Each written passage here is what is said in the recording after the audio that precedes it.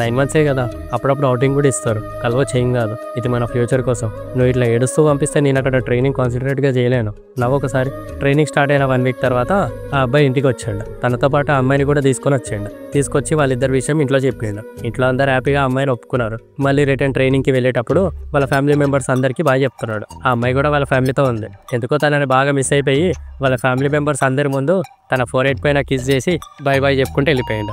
ఇంట్లో వాళ్ళు షాక్ అయిపోయినారు. ఆ అమ్మాయి కూడా షాక్ అయిపోయింది, కానీ మనసులో చిన్నగా నవ్వుకున్నారు. ఆ 9 మంత్స్ ట్రైనింగ్ టైంలో 90 టైమ్స్ అయినా ఆ అమ్మాయి ట్రైనింగ్ ప్లేస్కి వెళ్ళి కలిసేది. అట్లా 9 మంత్స్ లాంగ్ డిస్టెన్స్ లవ్ అయిపోయినాక లాస్ట్ డే రోజు సక్సెస్ఫుల్గా ట్రైనింగ్ కంప్లీట్ చేసుకుని వచ్చాడు. ఆ రోజు ఆ అబ్బాయి వాళ్ళ ఫ్యామిలీ మెంబర్స్ ఇంకా ఆ అమ్మాయి అందరూ హ్యాపీగా ఫొటోస్ తీసుకున్నారు. తర్వాత తన జాబ్లో జాయిన్ అయినాక మళ్ళీ వీళ్ళ లవ్ స్టోరీలో దూరం స్టార్ట్ అయింది. డ్యూటీలో బిజీ ఉండి ఎక్కువ కలిసేవాడు కాదు. కలవకపోవడం వల్ల ఇద్దరి మధ్య చిన్న చిన్న గొడవలు వచ్చాయి. అట్లా 3 years అయిపోయింది. తర్వాత ఇంట్లో చెప్దాం అనుకున్నారు. నేను ఇంకా ఎన్ని డేస్ వెయిట్ చేయలేను, చెప్పేస్తా ఇంట్లో చెప్పేస్తుందని ఆ అబ్బాయి కూడా ఎక్స్పెక్ట్ చేయలేడు. ఫోన్ చేసి నేను ఇంట్లో చెప్పేసిన ఏదైతే అనేది ఇంటికి రా అని చెప్పింది.